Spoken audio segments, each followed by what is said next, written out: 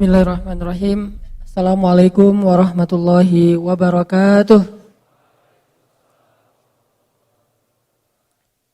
Alhamdulillahi wa kafa, wassalatu wassalamu ala rasulillahil mustafa wa ala alihi wa sahbihi ahli siddiqi wal wafa.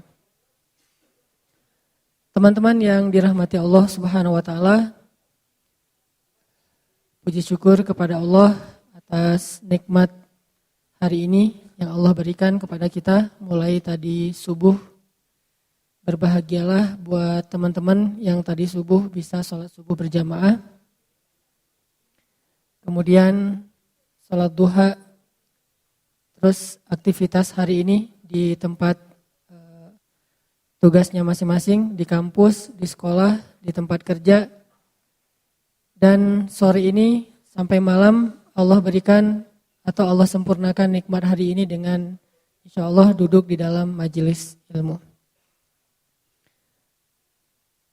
Mudah-mudahan teman-teman yang istiqomah setiap pekan duduk dalam majelis ilmu akan semakin dikenal oleh para malaikat, terutama malaikat-malaikat yang khusus bertugas mencari majelis-majelis zikir di muka bumi.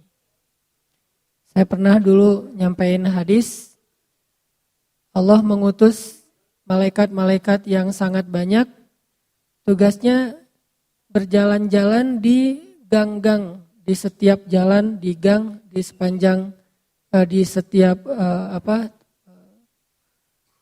negeri untuk mencari majelis-majelis ilmu. Lalu kalau malaikat ini menemukan satu majelis ilmu, maka malaikat ini akan memanggil teman-temannya. Malaikat yang lain dipanggil, berkumpul di majelis itu, kemudian mereka akan membentangkan sayapnya, lalu mendoakan orang-orang yang hadir di dalam majelis ilmu. Jadi kalau kita kadang-kadang tuh berharap banget doa dari orang tua, berharap didoain sama orang soleh, kalau duduk dalam majelis ilmu, yang ngedoain kita tuh bukan cuma orang tua, bukan cuma orang soleh, tapi malaikat. Orang tua kita doanya diijabah, padahal orang tua kita manusia yang kadang bisa ngelakuin kesalahan. Tapi Allah mengijabah, apalagi doa ayah nih. Orang soleh doanya juga diijabah, walaupun dia cuma manusia yang kadang juga ngelakuin dosa. Terus kalau orang soleh dengan orang tua yang sama-sama melakukan dosa, doanya diijabah, gimana lagi dengan malaikat yang gak pernah ngelakuin dosa. Jadi yang semangat mencari doa dari para kiai, itu sesuatu yang baik. Dari para ustadz, dari orang soleh, terutama dari orang tua, ayah dan bundanya. Dan mertua kalau ada. Kalau belum ya udah ayah bunda dulu. Sabar ya. Kalau yang rajin minta doa kepada orang-orang yang istimewa, berarti harusnya kita lebih rajin lagi meminta doa dari malaikat. Caranya duduk di dalam majelis ilmu. Lalu Allah Subhanahu wa taala akan berdialog dengan malaikat itu. Jadi sekarang nih, kalau kita merujuk ke hadis tersebut, berarti kita coba belajar yakin ada dialog antara Allah dengan malaikat ketika ada majelis ilmu. Apa dialognya? Allah tanya kepada malaikat, wahai para malaikat, apa yang mereka lakukan di situ? Lalu malaikat menjawab dan Allah Maha tahu jawabannya. Mereka sedang berzikir, memuji, menyebut, mengagungkan Engkau ya Allah. Allah lalu bertanya, apakah mereka pernah melihat aku? Kata para malaikat, enggak pernah ya Allah. Kata Allah, gimana kalau mereka melihat aku? Kata malaikat, kalau mereka pernah melihat Engkau, pasti mereka akan menghabiskan seluruh usianya untuk berzikir dan mengagungkan Engkau. Terus Allah nanya lagi, apa yang mereka minta wahai para malaikat? Kata malaikat, mereka memohon surga di sisimu ya Allah, mengharapkan surga. Apakah mereka pernah melihat surga? Tidak pernah ya Allah. Bagaimana kalau mereka pernah melihat surga? Pasti mereka tidak menginginkan apapun dalam hidup kecuali surga itu. Allah nanya lagi, apa yang mereka berlindung darinya atau takutkan? Kata malaikat, mereka takut dari azab api neraka. Apakah mereka pernah melihat neraka? Tidak pernah ya Allah. Bagaimana kalau mereka pernah melihat neraka? Pasti mereka akan menghabiskan usianya dengan menangis dan berdoa agar terhindar dari azab neraka. Wahai para malaikat, saksikanlah sesungguhnya aku telah memperkenankan semua harapan dan keinginan mereka. Aku jaminkan untuk mereka surga dan dibebaskan dari api neraka. Ini janji Allah kepada para malaikat. Malaikat mengatakan, amin. Tiba-tiba ada malaikat yang qadarullah ya, kalau bahasa kita nggak sengaja melihat ada orang di situ tidur. Ya Allah, gimana dengan si fulan yang dia itu cuma tidur di dalam majelis itu, nggak sengaja ikut taklim, dia lagi istirahat di masjid, tiba-tiba ada taklim dan dia jadi kebawa di dalam majelis tersebut. Nggak niat ikut taklim, apalagi kalau niat walaupun sama-sama tidur. Niat sih pengen ikut taklim, cuman karena mungkin lelah banget ya, semalaman nggak tidur. Kenapa nggak tidur? Belum bisa melupakan jawaban yang sangat pahit dari calon mertua. Anak saya udah ada calonnya, kan itu berat, nggak bisa tidur semalaman. Nah besoknya dia pengen self-healing, hadir dalam majelis ilmu. Sampai di sini sakinah. Nggak bisa dapat sakinah mawaddah warahmah, dapat sakinah di dalam majelis ilmu. Jadi benar emang yang masih berstatus gitu, yang masih berstatus sendiri, mungkin salah satu cara untuk kita menjaga ketenangan diri kita, kalau nggak bisa ngelihat wajah pasangan, minimal kita hadir dalam majelis ilmu. Tapi lebih keren lagi hadirnya berdua sih. Tetap angger ya. Nah, ya Allah tuh ada orang tuh, dia cuman tidur doang di situ, cuman mampir, nggak sengaja dan nggak ada niat pengen cari ilmu. Gimana dengan dia? Kata Allah dia termasuk di antara orang-orang yang mendapatkan rahmat. Artinya nggak tahu nih dia dapat apa yang dijanjikan atau sekedar dapat rahmat, tapi tetap dapat kebaikan. Padahal nggak sengaja. Gimana yang sengaja?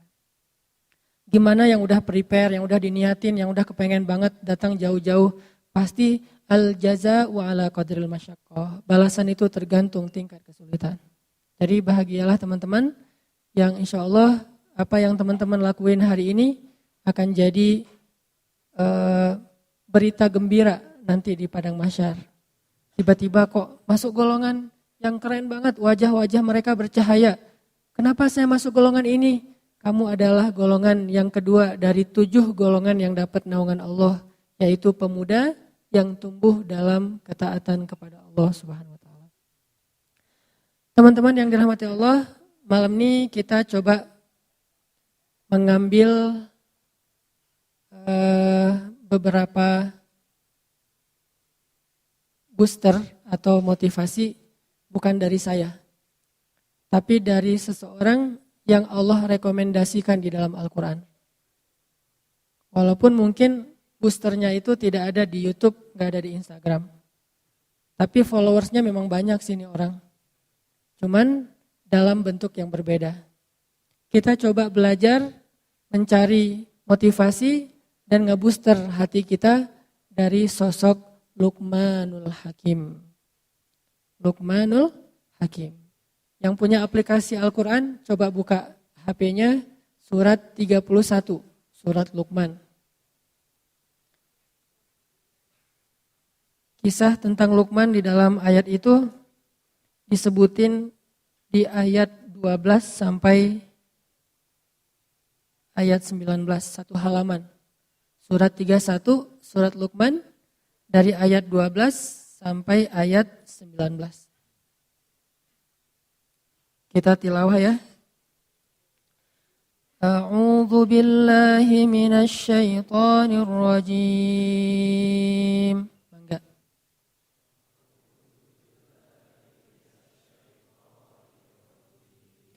Bismillahirrahmanirrahim.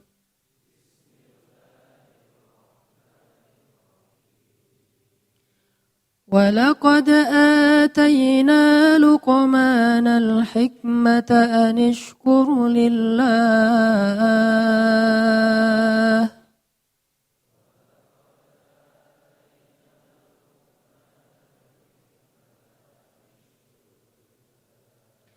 ومن يشكر فإنما يشكر لنفسه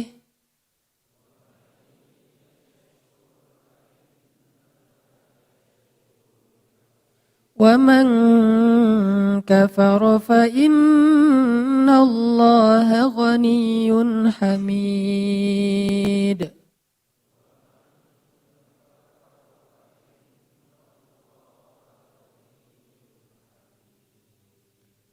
Dan sungguh telah kami berikan kepada Luqman al-hikmah supaya bersyukur kepada Allah. Dan barang siapa yang bersyukur, maka sesungguhnya dia bersyukur untuk kebaikan dirinya sendiri. Dan barang siapa yang kufur atau ingkar, maka sesungguhnya Allah maha kaya lagi maha terpuji. Sadaqallahul adzim.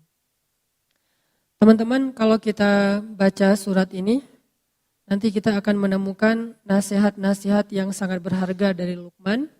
Ada di halaman yang tadi kita baca, ayat 12 sampai ayat 19. Itu semuanya isinya nasihat Luqman kepada anaknya. Siapa Luqman? Luqman ini kalau di antara umat Nabi Muhammad mirip dengan Uwais Al-Qarni.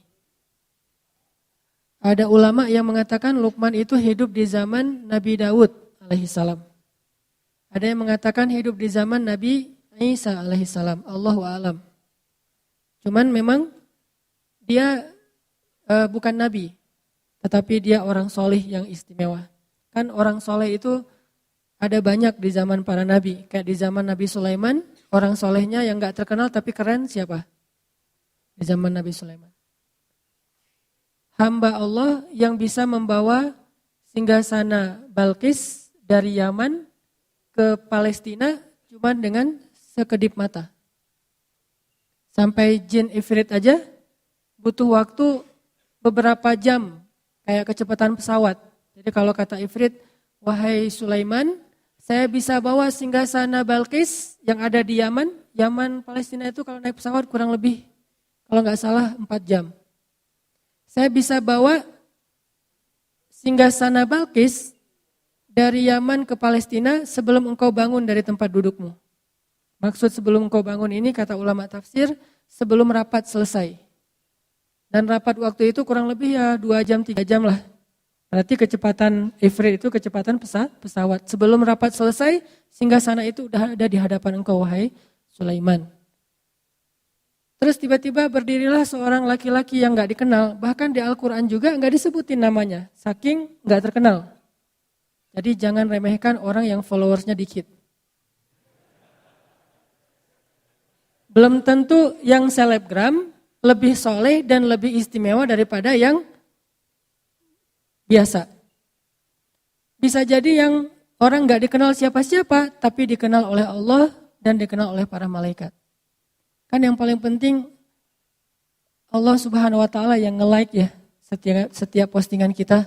Dan kalimat like dari Allah itu radhiyallahu an, itu penting banget tuh.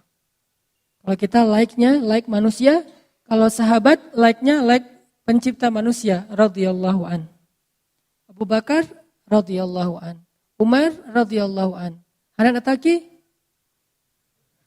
Gak ada kan? Gak mungkin juga saya ngaku-ngaku radhiyallahu an. Dan gak ada juga orang yang sepakat mengatakan Hanan itu sih radhiyallahu an juga. Gak ada kan ya? Berarti belum dapat like dari Allah Subhanahu wa Ta'ala. Paling-paling dapat like dari manusia. Nah, laki-laki yang di zaman Sulaiman juga mirip dengan Luqman. Walaupun kalau Luqman disebutin namanya. Di zaman Nabi Isa ada orang kayak gini. Di zaman Nabi Daud ada. Di zaman Nabi Musa ada. Banyak. Di zaman Nabi Musa salah satunya Khidir. Gak terkenal. Tapi dia punya kelebihan. Sampai selebgram seperti Musa aja belajar kepada Khidir. Laki-laki ini berdiri mengatakan, "Ya Sulaiman, izinkan saya membawa singgasana Balqis dari Yaman ke Palestina dalam sekedip mata aja." Sekedip mata dalam bahasa kiasan ini artinya selama jarak antara orang yang datang dari kejauhan belum jelas siapa sampai menjadi jelas. Kurang lebih sekitar 5 menit. Sekejap mata itu bukan satu kedipan mata ya. Tapi bahasa kiasan, kata ulama tafsir, kalau ada yang datang dari jauh tuh, itu siapa ya, kayak asa kenal gitu. Nah, sampai benar-benar jelas, kira-kira berapa menit kalau dia jalan kaki? Dari orangnya agak-agak asa kenal sampai kenal. Berapa? Sampai 5 menit? Tergantung jalannya ya. Kalau dia jalannya normal, ya paling lama 5 menit lah, nggak sampai lah, semenit juga udah jelas. Oh ya si fulan. Walaupun kadang-kadang ada yang dari jauh juga udah ketahuan, saking kita menandain banget ya. Wah dia datang ya ternyata gitu ya, udah ketahuan. Dari wanginya, ada harum tertentu nih, udah khas gitu teh. Siapa yang wanginya khas di antara sahabat? Mus'ab bin Umair. Kalau Mus'ab lewat satu lorong atau satu gang, cewek-cewek Mekah langsung nyari-nyari, mana Mus'ab? Karena parfum yang dipakai Mus'ab itu nggak ada di Mekah. Satu-satunya yang pakai parfum itu cuma Mus'ab. Sampai Mus'ab kalau nyuci baju, orang-orang rebutan pengen nyuci baju Mus'ab biar disatuin dengan baju mereka sehingga aroma wanginya pindah ke baju mereka. Ini sahabat Nabi yang namanya Mus'ab. Selebgram zaman sahabat lah yang paling keren. Nah laki-laki ini bilang, saya bisa membawa singgasana Balqis dari Yaman ke Palestina kurang lebih 5 menit. Sehingga akhirnya Sulaiman memberi izin, tiba-tiba singgasana itu sudah ada di depan Sulaiman dengan Balqis-Balqisnya. Nah, ini artinya ada orang yang hebat tapi nggak terkenal. Lalu Allah Subhanahu Wa Taala menyebutkan kisahnya di dalam Al-Quran. Sehingga di sini ada pelajaran apa teman-teman? Ikhlas. Luqman salah satu di antara simbol keikhlasan. Dia hidup di zaman para nabi, tetapi dia tidak dikenal seperti para nabi. Uwais Al-Qarni juga kayak gitu, simbol keikhlasan. Tidak diketahui kehebatannya oleh manusia, tapi diketahui kesolehan, kehebatan, keistimewaannya oleh Allah Subhanahu Wa Taala. Lalu Allah lah yang mengilhamkan kepada Nabi Muhammad untuk memberitahu kehebatan Uwais kepada sahabat-sahabat beliau. Lalu sahabat Nabi mencari Uwais, ketahuanlah oleh orang banyak bahwa Uwais itu bukan orang biasa, orang istimewa. Jadi nggak usah khawatir kalau kita ngelakuin satu kebaikan, terus nggak ada yang lihat. Justru ketika kita mengharapkan apresiasi dari manusia, maka kita kehilangan penghargaan dari Allah Subhanahu Wa Taala. Ini harus pilih nih. Kadang-kadang kita harus milih di hati kita nih, mencari penghargaan dari Allah, mencari nilai di mata Allah atau mencari poin di mata manusia. Rating siapa yang kita cari, like siapa yang kita harapin nih, like dari Allah atau like dari manusia. Ini soal hati ya, bukan soal gimana kita memposting sesuatu. Kadang-kadang secara zahir kita emang ngeposting sesuatu yang buat manusia nge-like. Tapi bukan itu yang kita cari. Ini masalah apa yang diharapin oleh hati kita. Sehingga kita tidak akan menjadi putus asa, berkecil hati, merasa kayak nelangsa gitu. Kalau ada kebaikan yang kita lakuin orang gak tahu. Ada kebaikan yang kita lakuin orang gak menghargai. Ada kebaikan yang kita lakuin malah orang menafikan gitu, mengingkari. Karena Allah Subhanahu Wa Taala alimun, syahidun. Allah maha tahu, Allah maha menyaksikan, Allah maha basir, maha melihat. Dan gak ada yang sia-sia. Sehingga akhirnya Allah mengisahkan kisah laki-laki itu di zaman Sulaiman. Dikisahkan juga nanti laki-laki di zaman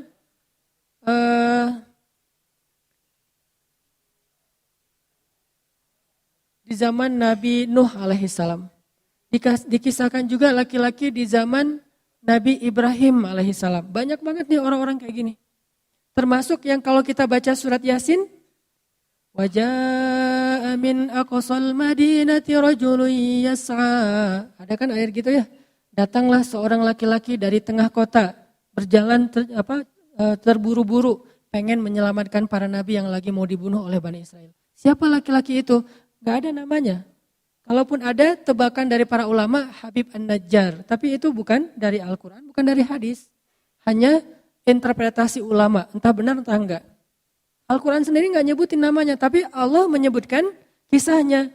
Ini berarti orang istimewa.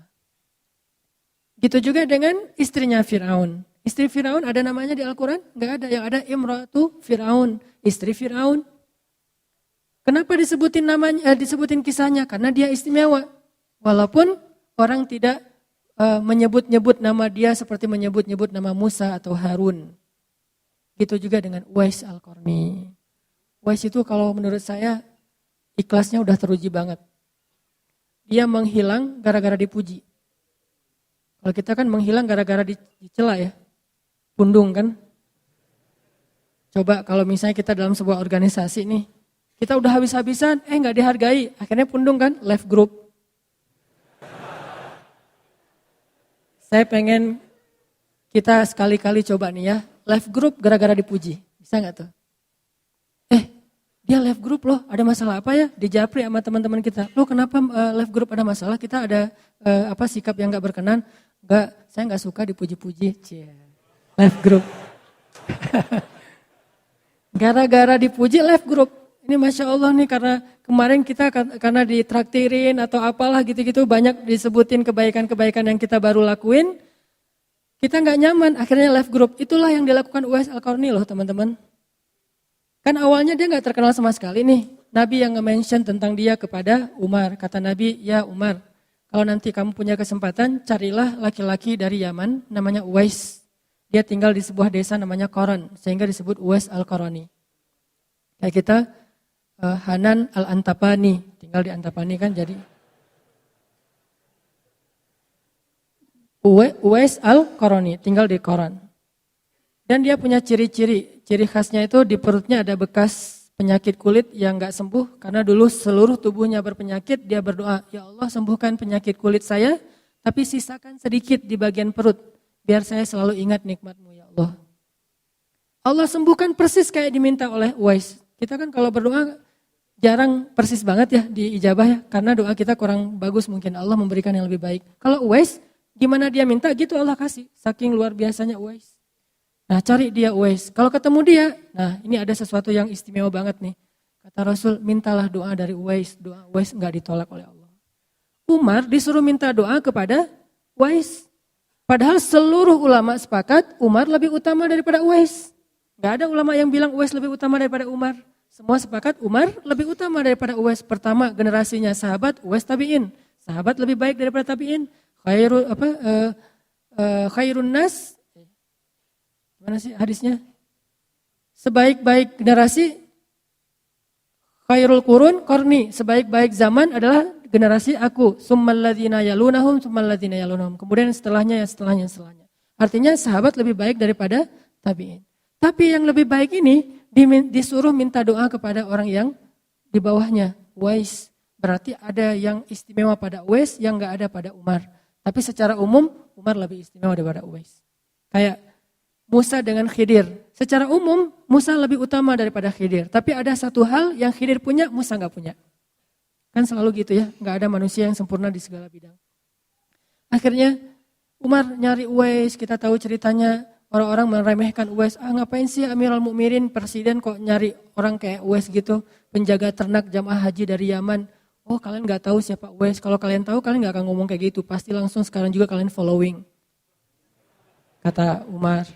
Akhirnya Umar nyari di daerah Arafah, di padang Arafah, ketemu laki-laki yang lagi jaga ternak-ternak jamaah haji Yaman. Ternyata itu Uwais, ketemu minta doa dari Uwais, baru orang-orang tahu ternyata Uwais itu orang yang dimention sama Nabi. Gak ada satupun tabi'in yang dimention sama Nabi dengan namanya. Ada yang dimention sama Nabi tapi tidak dengan namanya. Kayak misalnya Muhammad Al-Fatih, itu kan dimention sama Nabi ya. Nanti akan muncul satu pasukan terbaik, sebaik-baik amir-amirnya dan seterusnya lah hadis secara umum. Tapi gak disebut namanya Muhammad. Nama belakangnya Al-Fatih nggak disebut. Cuma disebut negerinya Konstantinia atau Konstantinopel. Uwais disebut namanya, disebut ciri-cirinya, disebut nama desanya. Disebut keistimewaannya. Baru orang-orang mulai tahu, mulailah berbondong-bondong datang ke Uwais. Uwais, yang tadi berangkat Uwais bawa ternak, sekarang pulang Uwais diarak. Bayangin, tadi berangkat dari Yaman ke Mekah, Uwais yang bawa ternak-ternak mereka di belakang. Sekarang pas pulang ke Yaman, Uwais diarak ramai-ramai. Uwais kayak juara gitu, champion. Untung gak pakai you are the champion gitu ya pulang.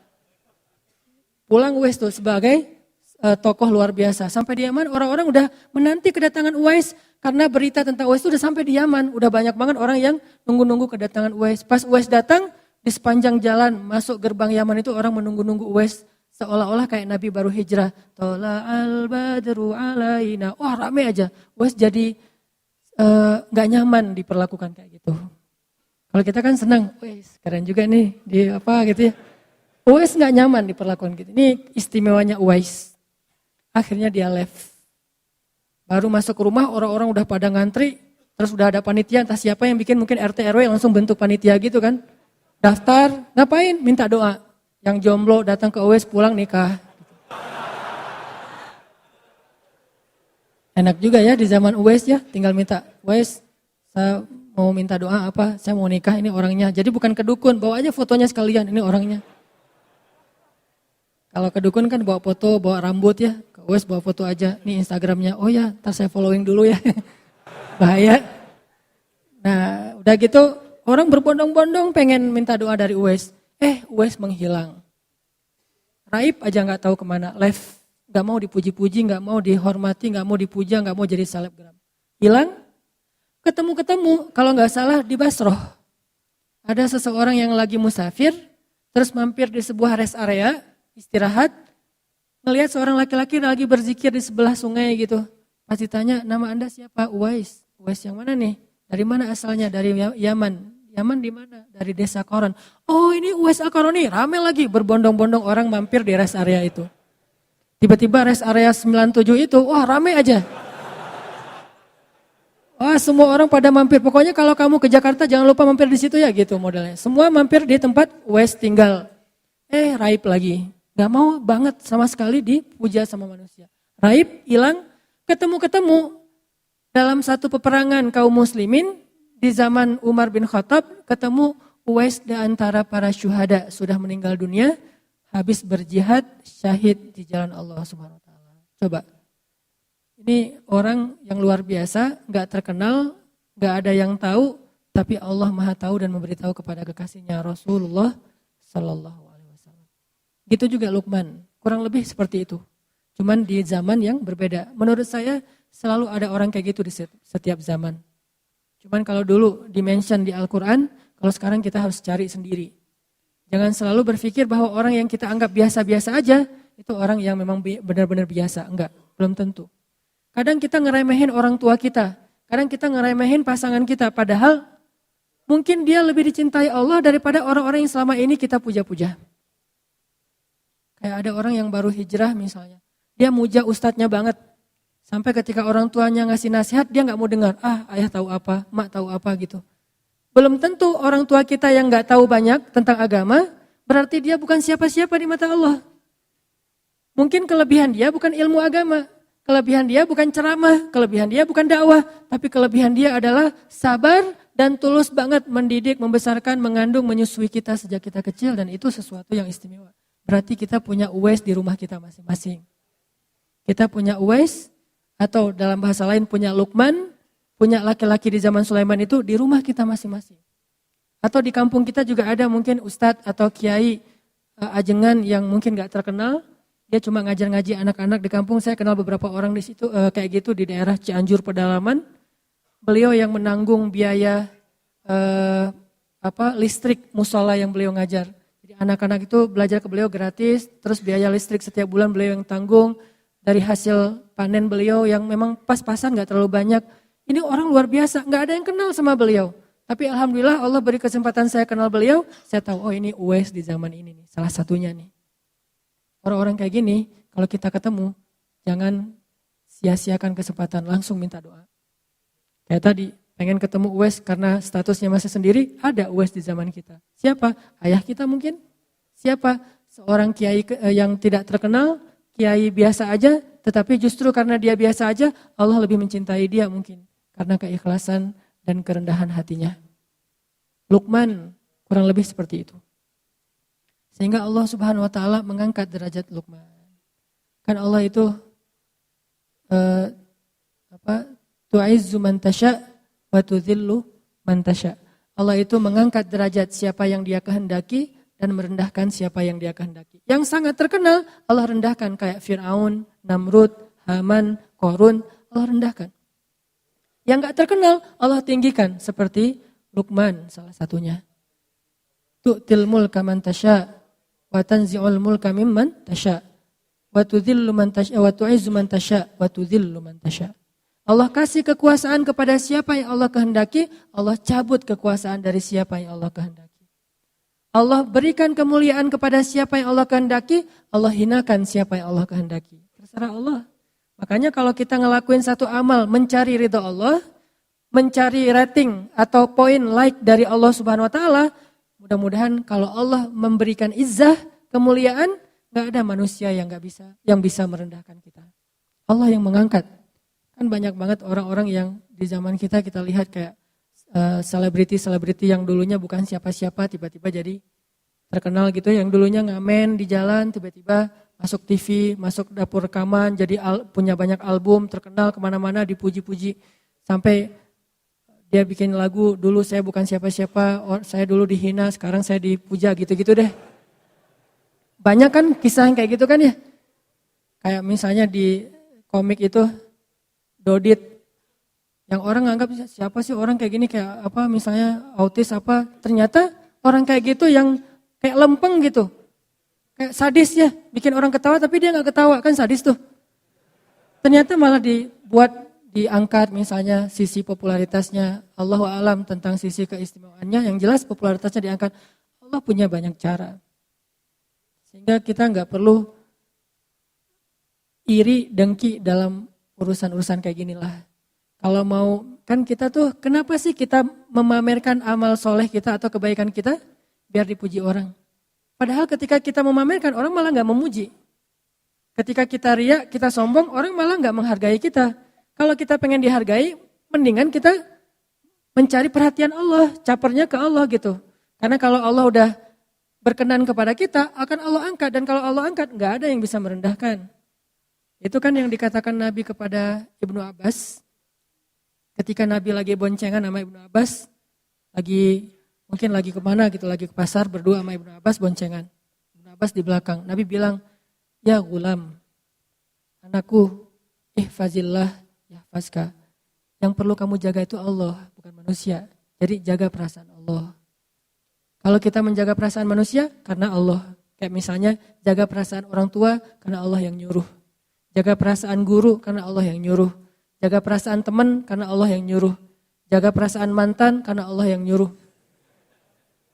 Jangan sampai kita merusak hubungan mantan kita yang udah halal tentang cerita-cerita masa lalu.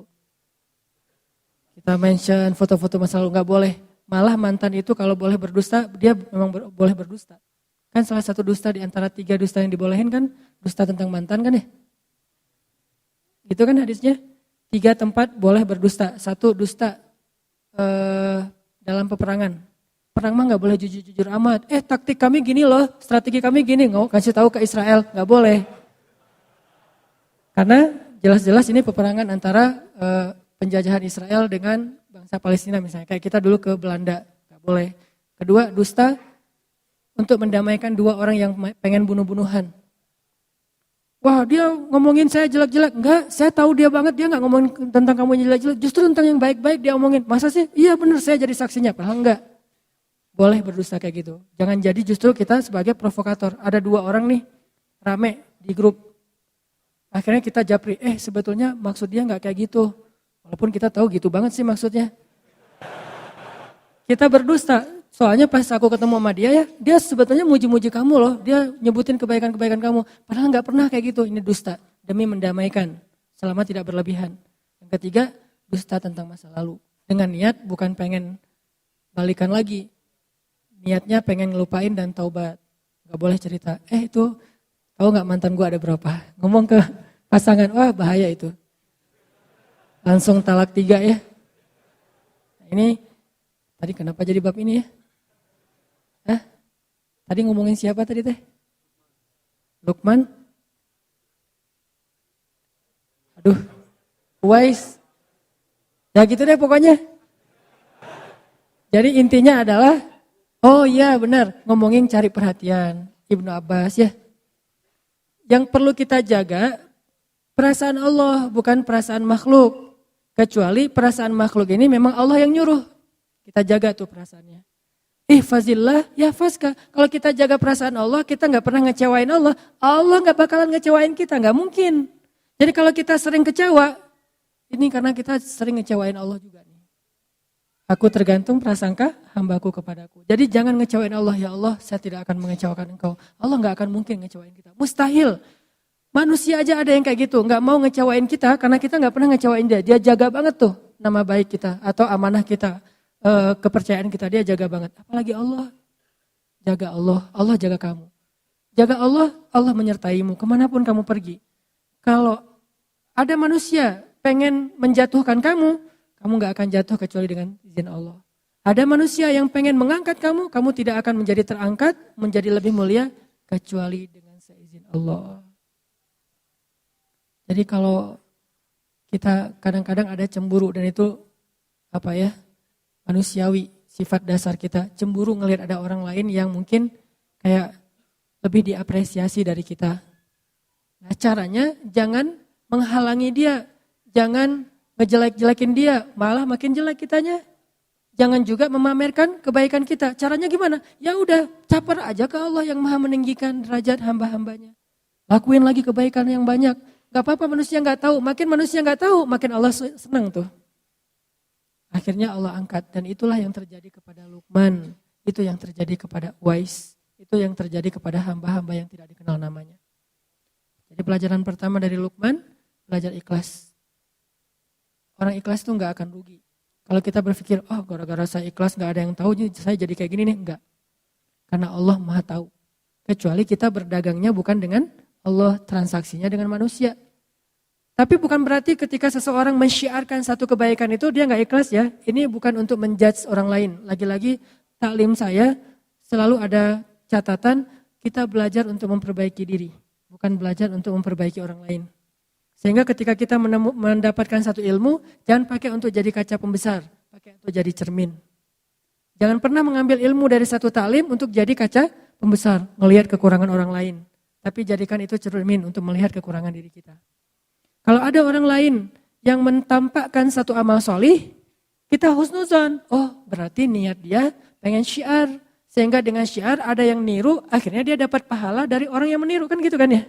Tapi kalau kita, tinggal kita yang paling tahu isi hati kita. Kalau riya, kita istighfar. Kalau syiar, kita lanjutkan. Kita hanya perlu mengintrospeksi diri. Ini riya apa syiar ya? Ini karena Allah atau karena manusia? Kita lebih tahu. Tapi kalau orang lain, iltamis li akhika alfa uzrin. Carilah untuk saudaramu 1000 alasan yang baik. Oh mungkin. Kayak misalnya terakhir dalam 2 tahun terakhir, walaupun bukan cuma satu orang, ini salah satunya nih, Muzammil mensyiarkan tilawah Al-Quran diposting di Instagram. Tilawah Al-Quran itu santai, bisa tilawah sambil main, sambil ngapain, sambil termasuk lagi sholat gitu ya. Dengan pakaian yang biasa aja, terus anak ITB. Syiar nih, akhirnya alhamdulillah banyak juga anak-anak SMA lagi istirahat di sekolahnya, baca Quran, posting juga. Sampai terakhir ada siapa tuh yang gimbal, ya baca Quran, gimbal, anaknya kayak reggae banget lah, anak reggae tapi tilawahnya keren gitu kan ya. Ini berkembang terus nih trennya. Berarti kalau niat Muzammil dulu adalah syiar, man sanna sunnatan hasanah, siapa yang mencontohkan suatu contoh yang baik, maka dia dapat pahala dari orang yang mencontohinya tanpa mengurangi pahala mereka. Sebaliknya juga, dulu mungkin kita ngelakuin satu keburukan ditiru oleh orang lain. Berarti kita juga mendapatkan dosa dari orang yang meniru tanpa mengurangi dosa mereka. Na'udzubillahi min dzalik. Jadi enggak menjudge orang lain. Cuman untuk diri kita harus hati-hati. Kadang-kadang awalnya sih syiar. Tapi lama-lama syiar plus riya. Kayak mau ngaji. Ngaji pas ngaji di rumah biasa-biasa aja. Pas ngaji di halte dibagus-bagusin. Kenapa? Biar jadi syiar kan. Mudah-mudahan gara-gara saya ngaji di halte keluarin Quran. Padahal enggak pakai Quran juga, pakai HP juga bisa kan. Tapi kalau HP kan gak ketahuan lagi ngaji, bisa aja lagi chat gitu. Sengaja dia HP ada sih aplikasi mushaf tapi dia keluarin Quran, ngaji gitu. Niat awalnya syiar, biar ditiru sama yang lain. Ternyata orang-orang pada ngelihat ke arah dia, dibagus-bagusin bacaannya. Alhamdulillah nih, pas udah ditiru, rame orang yang kayak gitu. Halte-halte mulai banyak yang ngaji, dia ngomong dalam hatinya, ini gua yang pertama ngelakuin. Tuh kan? Ini nih, ujiannya di situ. Bukan gara-gara itu kita jadi gak bersyiar. Itu godaan setan juga tuh. Lo gak usah beramal soleh daripada riya. Itu setan gitu juga tuh. Lo mending kalau ngaji biasa-biasa aja deh daripada ntar dibilang suaranya bagus. Oh iya ya udah. Bismillahirrahmanirrahim. Alhamdulillahirabbil alamin. Ustaz kenapa ngajinya gitu? Takut riya. Gak gitu-gitu amat sih. Itu juga jebakan setan. Udah ngajinya biasa-biasa aja. Ada yang ngajinya bagus. Kayak dia doang yang bisa ngaji bagus. Gua sebetulnya bisa tapi gua mah ikhlas. Riya juga kan ya? Sama aja sebetulnya. Makanya islahul qulub, tazkiyatun nufus, perbaiki hati kita. Mungkin pembahasan tentang Luqman ini akan kita coba bahas dalam beberapa pertemuan ke depan. Malam ini kita coba fokus dulu dari sisi sosok Luqmanul Hakim yang sangat sederhana, yang bahkan bisa dibilang orang yang khafi. Jadi di antara hamba yang Allah sayang banget, spesial banget di sisi Allah itu taqi, khafi, terus apa lagi gitu. Salah satunya khafi. Khafi itu artinya dia itu enggak mau terkenal. Walaupun terkenal itu bukan sesuatu yang negatif. Karena banyak juga sahabat justru karena ketenarannya maka efek kebaikannya lebih viral. Tapi ada orang yang memang memilih enggak mau terkenal. Kalau sahabat Nabi yang kayak gini siapa? Nanti teman-teman bisa cari cerita tentang dia. Abu Dzar Al-Ghifari. Abu Dzar tuh gitu banget tuh. Gak mau dia sama sekali tuh orangnya tuh gak mau kalau dipuji atau terlihat agak sedikit menikmati dunia itu gak mau banget. Padahal menikmati dunia itu gak dilarang dalam agama. Tapi dia memilih jalannya sendiri yang memang pengen khafi banget, pengen uzlah, pengen menyendiri gitu. Itulah Luqman. Dia enggak menjadi orang yang tampil, tetapi Allah Subhanahu Wa Taala Maha Tahu. Makanya bukan berarti kita enggak boleh tampil sama sekali, enggak. Kadang seorang mukmin harus menampilkan kebaikan agamanya supaya orang-orang menghargai agama Allah. Kayak Utsman bin Affan. Utsman itu kan orangnya menampilkan ya satu yang baik-baik dari agama, kayak penampilan menariknya, dia pakai jubah yang khas gitu milik Utsman. Gak mungkin ketukar sama yang lain karena gak standar jubahnya. Sendalnya tuh pasti bukan sendal jepit. Pasti sendalnya itu sibetiyah, bukan na'al. Kalau na'al semua sahabat pakai na'al. Tapi kalau yang sibetiyah cuma beberapa orang yang pakai sendal dengan merek sibetiyah. Nah itu salah satunya Utsman. Sehingga kalau Utsman jalan, orang-orang pada ngelihat, wah penampilan Utsman. Terus pas Utsman ketemu Nabi memperlakukan Utsman beda sama sahabat yang lainnya. Ketemu sahabat lain Nabi biasa-biasa aja, bajunya nggak terlalu rapi, nggak apa-apa. Tapi giliran yang datang Utsman, Nabi rapi-rapi langsung, udah rapi baru Utsman boleh masuk. Jadi boleh terkenal, boleh tampil, boleh syiar, tapi kita lagi bukan belajar tentang bab itu. Kita lagi belajar bab, kadang memang ada kondisi yang kita harus menahan diri walaupun nggak diketahui orang. Ada kondisi di mana kita lagi belajar ikhlas, bukan belajar syiar. Syiar itu gampang. Malah kalau kita udah terlatih dengan ikhlas, kita syiar itu lebih keren lagi. Tapi kalau belum terlatih dengan ikhlas, syiar itu bisa jadi jebakan buat diri kita sendiri.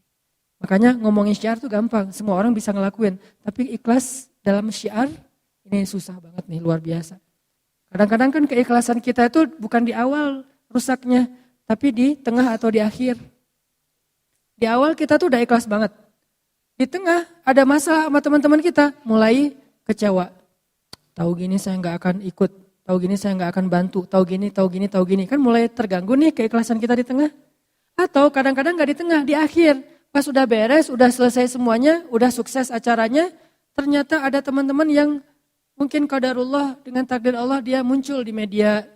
Mungkin dia dipuji-puji sama teman-teman yang lain. Tiba-tiba dia dapat jabatan di jadikan sebagai calon ketua organisasi. Dan kita yang habis-habisan gak ada yang menghargai. Di situ mulai jadi godaan buat kita riya. Kalian tahu gak acara ini siapa di baliknya? Mulai kepancing. Atau ada yang ngecewain kita nih. Kita udah ngelakuin satu kebaikan, ikhlas banget nih awalnya. Saya bantu dia karena Allah di awal. Di tengah gak apa-apa. Ternyata yang kita bantu itu gak selesai urusannya. Kita tambahin bantuannya, gak apa-apa karena Allah. Di tengah masih ikhlas. Di akhir masih ikhlas. Alhamdulillah dia udah sukses sekarang. Kita ikhlas, gak mau nyebut-nyebut kepada siapapun. Tapi setelah beberapa tahun, kita suatu saat butuh dia. Pas kita butuh dia gak mau bantu kita. Padahal dia bisa membantu kita waktu itu. Mulailah keikhlasan kita terganggu. Mulai kepancing nih. Kayaknya dia lupa ya. Siapa dulu yang membantu dia awal-awal ketika baru merantau. Ketika dia masih kuliah. Semuanya saya biayai keluar satu-satu. Semua yang disebutin itu gugur pahalanya di sisi Allah. Jadi keikhlasannya gak keganggu di awal, gak di tengah, gak di akhir. Tapi sometime, suatu saat nanti entah kapan-kapan gitu. Bisa aja setelah bertahun-tahun baru keganggu keikhlasannya. Habislah pahala yang selama ini udah kecatat di tabungan amal kita hilang lagi tiba-tiba. Dihack sama riya. Ini yang terjadi. Luqmanul Hakim istimewanya di bab itu teman-teman. Dia enggak istimewa di bagian ilmu yang banyak, enggak. Dia enggak istimewa dari fisiknya yang kuat. Malah dia orangnya pendek, kulit hitam dari Ethiopia. Kampungnya Bilal bin Rabah. Ada Bilal, ada Wahsy, ada Luqman, ada An-Najasyi, itu orang-orang Ethiopia. Orang hitam, pendek, budak pula yang diperjualbelikan. Dan ketika dia jadi budak, bukan budak kan budak itu punya banyak kerjaan nih. Ada budak yang memang dibeli untuk jadi tentara bayaran. Berarti badannya bagus, tangguh nih. Kalau Luqman, dia budak yang kerjanya ngapain? Kerjanya ada yang bilang najjar. Kerjanya itu bantu-bantu tuannya untuk bikin kayak meja tukang kayu lah. Tapi ada juga ulama yang bilang dia bukan najjar. Dia itu yang jagain ternak. Kayak siapa tadi? Uwais. Berarti kan secara fisik enggak banget nih. Enggak good looking gitu. Tetapi karena dia punya keikhlasan, itulah keistimewaannya. Jadi benar hadis Nabi, sesungguhnya Allah tidak melihat kepada fisik kalian. Allah tidak melihat kepada harta kalian. Allah tidak melihat kepada status atau pekerjaan kalian. Allah melihat kepada hati kalian. Kalau kita pengen jadi hamba yang istimewa, milikilah hati yang istimewa. Tidak masalah punya fisik yang istimewa, kita latih, kita rawat. Punya harta yang istimewa, berlimpah. Punya pekerjaan dan status sosial yang istimewa, kerjaannya keren, menghasilkan uang yang banyak. Gak apa-apa, tapi itu semuanya jadi tidak bernilai kalau hatinya gak istimewa. Sebaliknya, fisiknya biasa-biasa aja, hartanya malah kurang, apalagi malah bukan pas-pasan, malah kurang. Terus status sosialnya cuma budak, kalau hatinya istimewa, Allah angkat tuh. Jadi yang kita coba pelajari, gimana punya hati yang istimewa. Hati yang istimewa itu kalau beramal ikhlas. Kalau ke manusia itu pemaaf. Kalau ke manusia itu rahmah, kasihan, gampang kasihan sama orang lain. Duh kasihan ya. Kalau orang sering kayak gitu tuh, hatinya mulai istimewa. Jangan bilang, lu kok lemah banget sih, gampang kasihan, gampang maafin. Jadi orang gak punya prinsip. Enggak, dia orang yang istimewa justru. Yang susah maafin itu yang sebetulnya yang gak istimewa. Kalau dibilang, lo gampangan banget sih jadi orang, lo kok lemah banget sih jadi orang, mau aja digitu-gituin sama teman lo. Enggak, justru dia itu istimewa, punya hati yang spesial. Gampang kasihan sama orang lain, gampang gak tegaan, pengen ngasih ke orang lain itu lebih dari haknya. Wafa, milikilah hati yang istimewa. Toh di zaman Nabi juga ada sahabat yang kayak gitu banget tuh. Yang saya sering mention tentang beliau. Sahabat yang ibadahnya biasa-biasa aja. Cuma standar lah salat wajib, gak ada yang sunnah yang istimewa. Terus sedekahnya biasa-biasa aja, cuman bahkan gak bisa berzakat karena bukan orang kaya. Jihad biasa-biasa aja, bukan mujahid yang keren kayak Khalid bin Walid. Terus keistimewaannya apa sampai Nabi bilang dia itu ahli surga. Kenapa? Karena dia hatinya bersih. Dia tuh gak pernah dengki sama orang lain. Saya pernah bawa umroh jamaah sekitar 30 orang, satu rombongan. Macam-macam kan jamaah teh. Ada yang kaya raya umrohnya 3 bulan sekali. Ada yang setahun bisa umroh sampai 6 kali. sampai 7 kali gitu. Umroh kayak ke pasar baru. Bete umroh gitu. Lagi bete sama suami daftar umroh. Gitu banget. Daftar umroh gara-gara bete sama suami.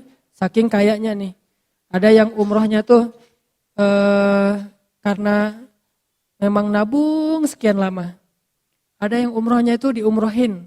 Jadi kayak surprise banget, hadiah banget buat dia. Gak pernah kepikiran bisa umroh. Dari sekian banyak jamaah, ada satu orang bapak-bapak yang menarik perhatian saya. Beliau baru pertama umroh, orang kampung di pelosok Garut apa Tasik gitu. Terus orangnya udah tua, petani. Setiap hari beliau kalau ke sawah, buruh tani bukan petani, buruh tani. Pergi ke sawah itu jaraknya 5 kilo, berarti pulang balik sehari 10 kilo setiap hari. Makanya tawafnya paling getol tuh. Yang lain tawaf sehari sekali, beliau bisa beberapa kali. Asal sholat jamaah tawaf. Nah ini, bapak ini orangnya sederhana banget. Bukan orang yang mungkin secara educatednya orang-orang yang berpendidikan tinggi, orang-orang di kota. Enggak, orang kampung. Yang mungkin cuma lulus SMP atau SD gitu. Bahasa Indonesia enggak bisa. Bahasa Sundanya halus. Kalau bahasa Sunda main mungkin saya masih ngerti nih. Bahasa Sundanya halus gitu. Sehingga diterjemahin sama istri saya. Bahasa Indonesia enggak bisa. Terus orangnya diem, senyum. Senyum tuh setiap hari. Ini orang yang paling sering senyum yang saya lihat. Sampai wajahnya tuh jadi, bentuk wajahnya tuh jadi senyum. Saking rajin senyum kan ya. Kan ada orang yang bentuk wajahnya cemberut, mungkin sering cemberut. Ada orang yang wajahnya emang dia senyum. Dia gak senyum juga udah senyum gitu teh. Saking sering senyum kebentuk kan, kayak kita ngelatih otot kita kan kebentuk. Mungkin otot-otot ini gak tahu ya secara ilmiah. Menurut saya nih, otot wajah itu terbentuk oleh gimana ekspresi wajah kita yang paling sering kan. Kalau kita sering senyum, ototnya pasti keangkat dikit. Jadi kalau mau ngangkat ini, jangan pakai alat-alat atau treatment itu. Senyum aja keangkat dikit deh. Pasti itu. Ada yang pengen ini angkat dikit, jangan disuntik, senyum. Insya Allah keangkat tuh. Dia wajahnya senyum, asal ketemu dia. Jadi kita yang lagi capek kan mengurus jamaah umrah tuh lumayan tuh ya. Apalagi haji itu lelah. Pas datang ke ruang makan ada beliau lagi makan gitu. Senyum langsung hilang lelahnya. Ini luar biasa nih. Hampir seperti melihat pasangan. Hampir ya gak sama. Kalau sama bahaya nanti saya di demo. Hampir seperti melihat pasangan. Memang melihat pasangan beda sih istimewa. Ini hampir gitu. Kalau belum yang pernah ngerasain melihat pasangan, lihat dia aja cukup lah. Senyum. Langsung, Pak gimana Pak? Ngobrol, alhamdulillah gitu. Dia tawaf sehari beberapa kali gak pernah ngomong. Kalau yang lain-lain kan pulang, alhamdulillah cium hajar aswad. Dia udah berapa kali cium hajar aswad, diam-diam aja.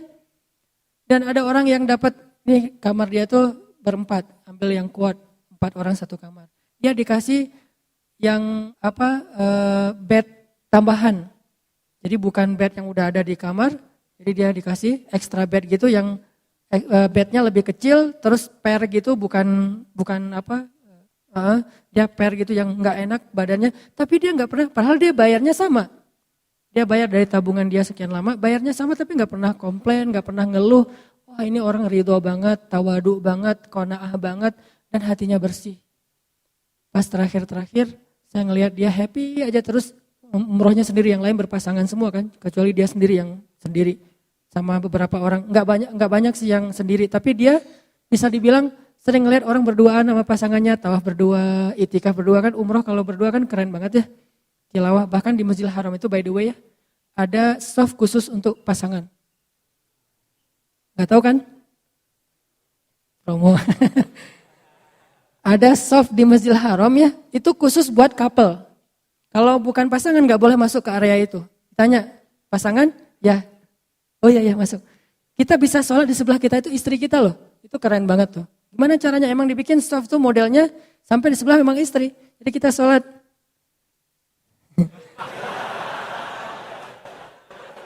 Enggak. Enggak boleh gitu ya. Tapi kadang-kadang gitu juga sih.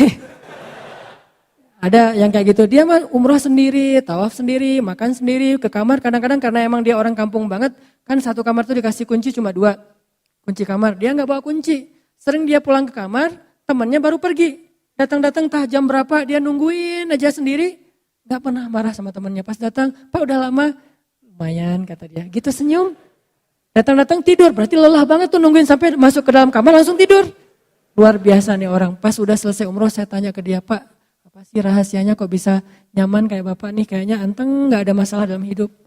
Ya terima aja apa yang Allah kasih. Gitu doang. Ridho, ini hal yang paling berharga yang saya belajar dari dia. Ridho, apapun yang Allah kasih, yang terjadi dalam hidup kita hari ini itu pemberian Allah, terima aja lah. Kalau kita terima pasti bahagia. Karena kalau kita nggak terima dikasih sebanyak apapun nggak bahagia. Sesederhana itu. Ini yang panjang omongan saya nih, dia cuma segitu doang. Terima aja apa yang Allah kasih. Segitu. Saya panjangin jadi ridho lah apalah, jadi teori lah ya. Saya yang menteorikan itu nggak bisa kayak gitu. Beliau sederhana tapi bisa. Nah, ada orang yang istimewanya bukan fisik, bukan harta, bukan status sosial, istimewanya hati. Itulah Luqmanul Hakim. Mudah-mudahan kita diberikan hati seperti itu, sehingga Allah Subhanahu Wa Taala mencintai kita karena melihat hati kita yang insya Allah tidak pernah dengki kepada orang lain. Gak pernah dengki kepada teman kita yang duluan ke pelaminan, biasa aja. Ini ada surat undangan, dia mau nikah, alhamdulillah. Gitu ya. Lama-lama, diam-diam aja sih, tiba-tiba terjun dari jembatan. Gak ridho aja dengan kondisi yang orang lain dapat nikmat, dia yang paling bersyukur. Orang lain dapat musibah, dia yang sedih duluan. Ini orang luar biasa, hatinya bersih. Luqmanul Hakim. Mudah-mudahan kita bisa mendapatkan kebaikan dalam materi ini. Mohon maaf kalau materinya singkat. Barakallah. Semoga setiap langkah kaki teman-teman ke sini Allah jadikan penggugur dosa dan diangkat derajat di sisi Allah.